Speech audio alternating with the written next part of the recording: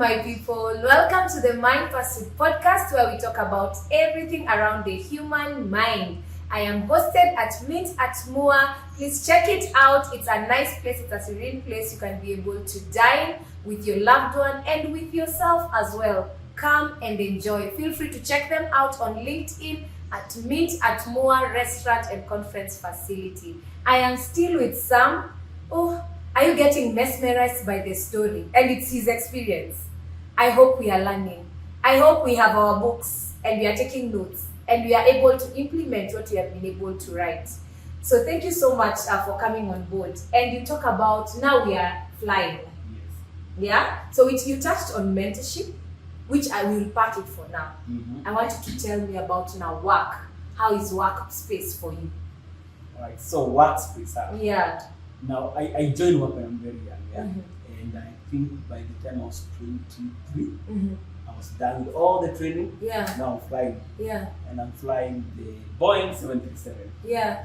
which is about a 145-seater. Uh-huh. Yeah. Mm-hmm. And mostly we do Africa. Yeah. So in every part of Africa, we go Yeah. from Cairo Yeah. to Joburg, Mm-hmm. all the way down. Yeah. And working is interesting Yeah. because you are young, Mm. you have a car Mm-hmm. at 23, Yeah. and you're earning good money. Mm-hmm. Yeah, you're earning good money. Mm-hmm. And the work life for me was an interesting time Mm-hmm. in the sense of Mm. people start looking up to you because you're a pilot, Mm-hmm. and you tend to get undue pressure. Mm-hmm. Yeah. We are here talking, everything, we are having a good chat, blah blah blah, Yeah. and we're like 5-10 people, everybody Yeah. just having a chat. Yeah. Then somehow someone decides, okay, Mm. you guys, this guy is a pilot, Oh. and the story just Changes. changes, Uh-huh. and then it becomes the center of attention. Yeah. And for me, being the center of attention was a big problem. Okay. Even to now. Yeah. I find it, I tend to like pack it, Yeah. because you tend to get Mm. undue attention. Yeah. And it took me some time to realize, Mhm. like, it is what it is. Yeah. It is what it is. You know, it is what it is. Yeah. And even now, Mm. in the mentorship that I'm doing, Yeah. actually, it's Yeah. a very good badge to, like, guys, Yeah. it's a good badge to flash out. Yeah. And I think my dad helped me, Okay. and my dad told me one thing. Yeah? Mm-hmm. He told me, Mm. with the job you're doing, Mm. a lot of attention comes to you. Mm. And one of the things he told me is, Mm. especially when it comes to the family, Mm. as far as the family is concerned, Mm. get behind me. Let me be seen and not you. Mm-hmm. And I think that is the best thing my dad has ever given me. Wow. The best gift my dad has ever given me. Mm-hmm. Because Mm. every pressure that comes from the family, Mm. and it's the extended family for that Mm. matter, Mhm. he absorbs it, Mm. and I remain in the shadows. Mm. There was a time Mm. we went for my granddad's funeral, Mm. and I was just chilling. Mm. Then my aunt, okay, not my aunt, you know, you shall everybody's your aunt. Yeah. Or from the neighbor's side. Mm. So she comes and like, so you are the son. I'm like, yeah. Yeah. Oh, so for me, my dad shielding me from people Mm-hmm. was good. Mm-hmm. Now when it came to work, I just withdrew in a way, Mm-hmm. so that people don't give you the undue attention. Because I saw my friends, they'll be like, everybody's like, we are going for a party, Mm. so and so, drivers around. Yeah. And I would see this friend of mine, there were two of them, but one of them was a bit close, and I'd be like, people are taking advantage of you. Yeah. No, people want to go out to party. Yeah. You are the designated driver. Yeah. They don't, and this is our job. Managing rest is a very important part of our job. Just managing when you rest, how you rest, and everything. They don't care if you came from a flight in the morning. Yeah. You are tired, and the body is all over the place. Then they expect to drop them around 10, 11 p.m. And then maybe tomorrow you have a day off, then the next day you're supposed to work. Your body is all over the place. Yeah. They don't care about that. But because they are like, first of all, you're the one who owns a car. And the one who has the money, you know. Entitlement. Yeah. So that part of the work was something I had to deal with. And for me, my dad's advice was one of the best. Just chill, let it go. But apart from that, flying is one of the best jobs. Yeah, one of the best jobs you can ever have in the world. Wow, the best thing about flying is I never take work home. I cannot take work home. You can't relate with I cannot. Oh. How? I think the other thing about beauty about flying is I can go for 3 years without seeing my immediate boss. Not without communicating with them. Yeah. Not even an email. Yeah. We can go for 3 years without talking with my immediate boss. Interesting. He knows I'm there, I know he's there. Yeah. But because I go, get my plane, fly wherever I'm flying, come back, park it there. Yeah. Go home. Yeah. So it's one of the best things about flying. Yeah. Then each day is a day of its own. Not 2 days, no 2 flights. Like sometimes I can do 4 flights in a day, like 4 takeoff landing. But none is the same. That's what the beauty about flying. And the office has a view. There's a nice view. so those are the good things of flying, and I love flying to bits. Yeah. I love flying to bits. So I flew the 737. I flew the 787 Dreamliner as a first officer. Then now I'm flying the Embraer as a captain. Oh wow! Congratulations. You say all of them have different experience. What do you mean by that? As in, say I'm taking off to Mombasa. Yeah. It's morning. Yeah. It's nice and calm. Yeah. But then I'm coming back. Yeah. Nairobi is hot like no one's business. Yeah. The aircraft's all over the place. But then I'm going to Mombasa. Mombasa is hot like no one's business. Yeah. I'm coming back to Nairobi. Nairobi is kind of like cooling down. Yeah. So it's just no 2 days are the same. Yeah. No 2 flights are the same. Wow. So there's no monotony. Then the other beauty is, if I don't like your face, I will never see you again. You know, what makes you so sure you won't see them again? Because we fly with a roster is made. Okay. And all they need for a flight is a captain and a first officer. Yeah. They don't care which captain, they don't care which first officer. Yeah. As long as the captain is a first officer. Yeah. So I fly with different first officers every time. Now you see, like if you're working in an office, the boss will be like, now where we had left yesterday, exactly like where we had left yesterday. As per our conversation. As per our exactly like that. And then you can fly someone today. Yeah. The next time you fly them is 3 years down the line. So that's just different faces, different personalities, different people every time. Yeah. Just make flying exciting. Oh wow. So that's the exciting part of flying. Yeah. Of course. And every time you're going anyway, it's a free holiday, it's a paid holiday. Yeah. Yeah, so when I'm going to Mumbai for 3 nights, that's a paid holiday. Yeah. While you're paying your food, I go to a 5-star hotel. Yeah. I go shop, I love shopping. Yeah, you talk about it. But then, in my house, as far as shopping is concerned, I'm the lady. Because you are a shopaholic. I love shopping. I actually love retail therapy. I didn't know it was a thing. Yes, it is. It is a thing. It is a thing. It is a thing. Yeah. Susie can tell. Can relate. Yeah. Because people are wondering who Susie is. The glass ball and rubber ball. So that's the fun of flying. Yeah. Each day is new. Each day is beautiful. Each day is different. Yeah. And you get to achieve a lot as a pilot. Yeah. And now that you're relating with like different people, are you able to like strike a conversation? Does it come easy for you striking a conversation? Very easy. Very easy. For me, it's easy just to talk with anyone and to talk about anything.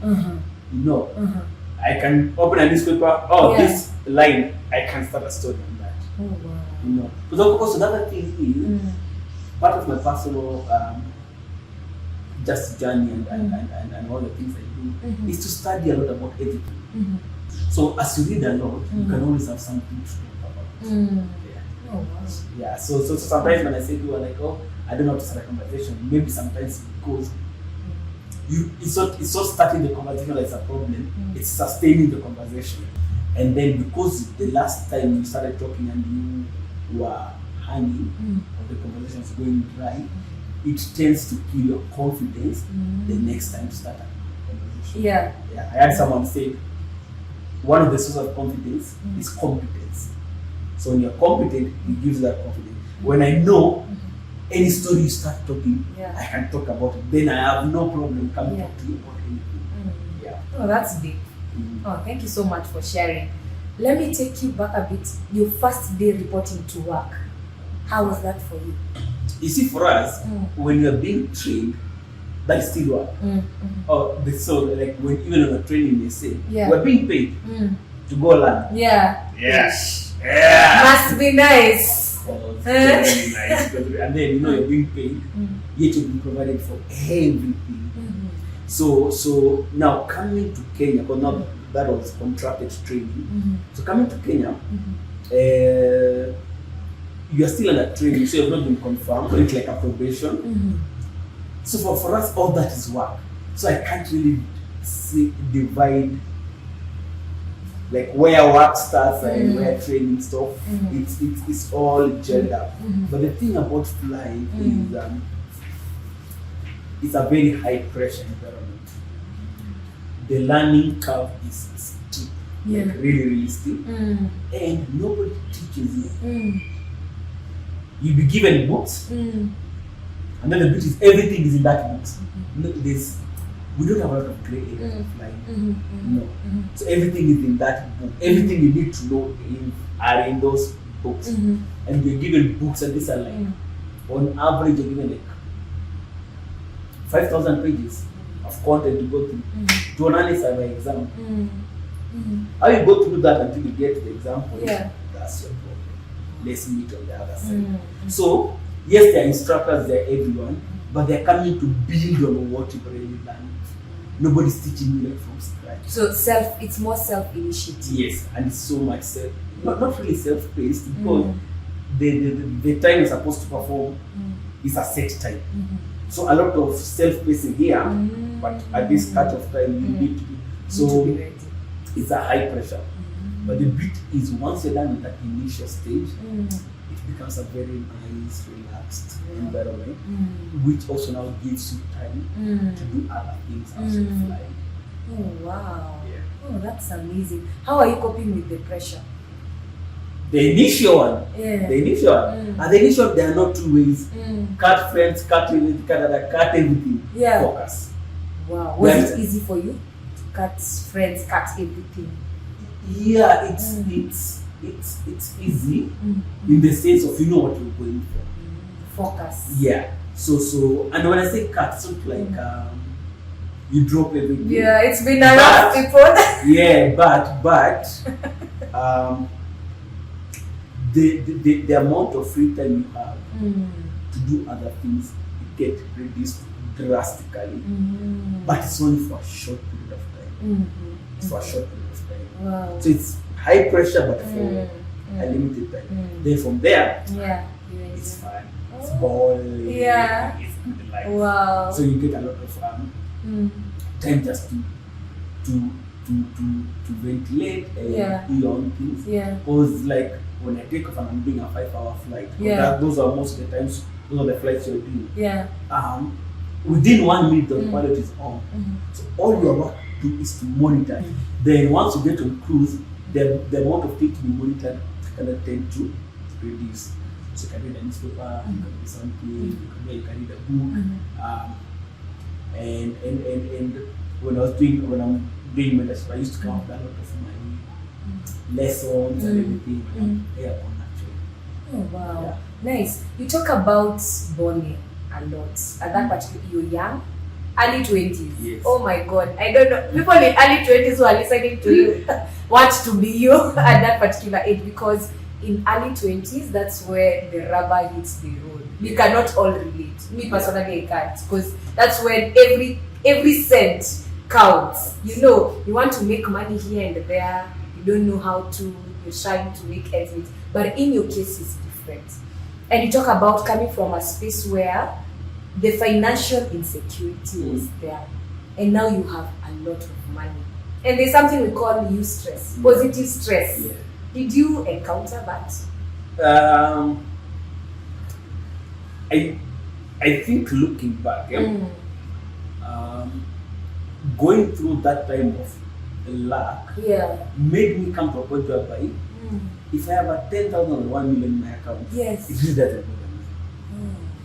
Wow. But then it really doesn't bother me. So when the money comes, for me, I'm asking myself, what does this money need to do? You know, what does this money have to do? Yeah. And if I'm paid today and I've got money in the account, it really does not. You know that kaka each year. Yeah, like you need to use it doesn't really bother me. Oh, wow. So for me, I got to use money as a tool, and that's one thing.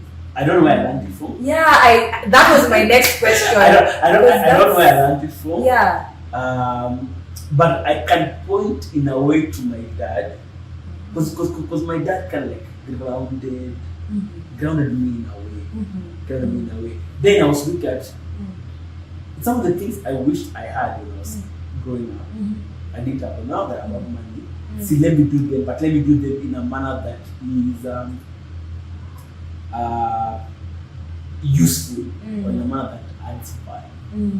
Yeah. So the thing of like now, because I have money, you must see that thing never. And one of the, I'm grateful to God because I can't say where I got it from.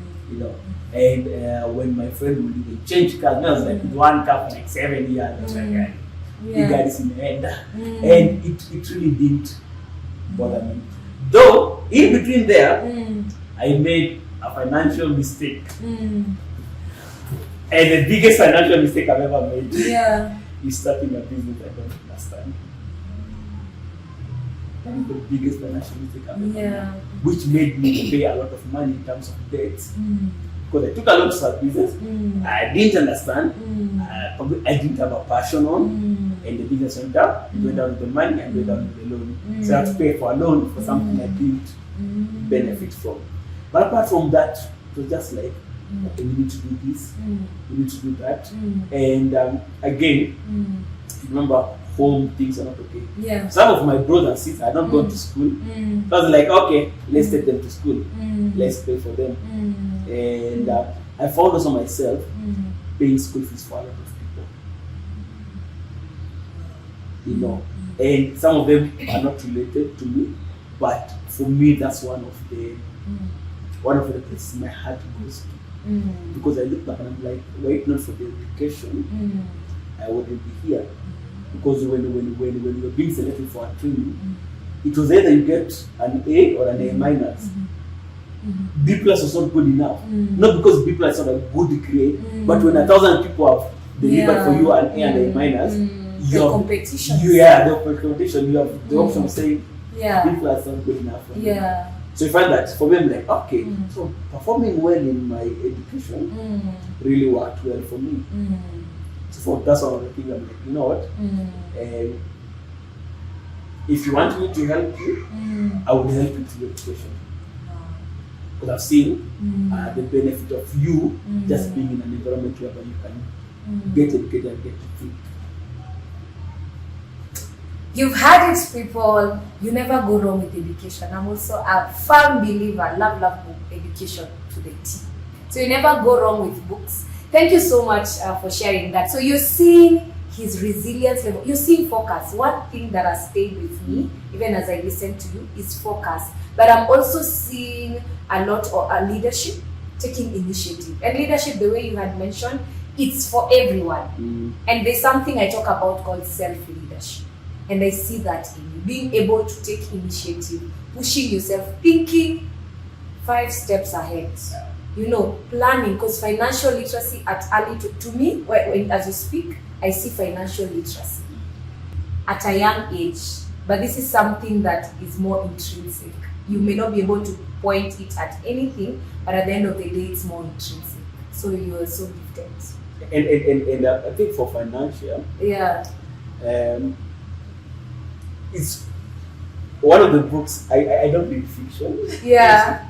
For me, in my mind, I'm like seeing historians. You know, I can also just do their own story. Like, so the books I've read, I think 80% are financial books.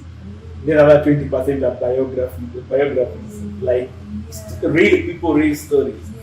yes. So over time, it has shaped me, that the way you think, the way money operates, and I learned a lot, but not the real practice of like now that whole stuff began like 6 years ago.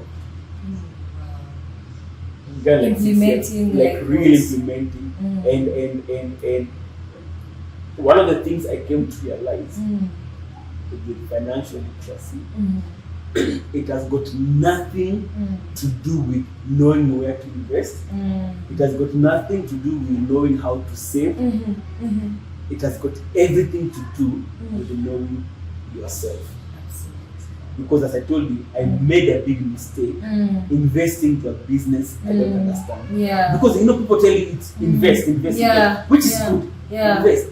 But when you invest in something that is not you, it's still a bad investment. So financial literacy for me began by saying, all right, so one, because I have brought things from India, I've sold. I've brought things from China, I've sold. I've sold mats, I've sold purses, I've sold wallets, I've sold sandals, I've sold belts. But coming to realize that, wait, Sam, you are not a merchandiser. That's when it was a road shop, because they're like, you know, everybody's telling you moves are hit. This hustle mentality, but I don't like that word. This hustle thing. So financial literacy starts by you knowing you, so that you can invest your money in the things that align with who you are and what your purpose is. Then the returns are way bigger. And that's deep. Way bigger. So forget about money market, which is everybody is about now. And bonds and all those things. Those are like the icing cream of a cake. You cannot say this cake is not because of the icing cream. The real cake has to be good. Then you ice it well. And the real cake is knowing who you are. And pursuing your purpose and letting your money serve your purpose. Then from there, money will follow you. That's deep. So know yourself, people. A wise man said, a man who knows others is knowledgeable, a man who understands others is knowledgeable, but a man who understands himself is wise. So with wisdom comes understanding yourself. So do you know yourself? Please put on the comment section below if you feel you know yourself, and maybe you can tell us 1 or 2, 3 things you know about yourself. So thank you so much for sharing about your work experience. And you've come to the end of this particular episode. I hope you've learned a lot. I will see you on the next one. Bye.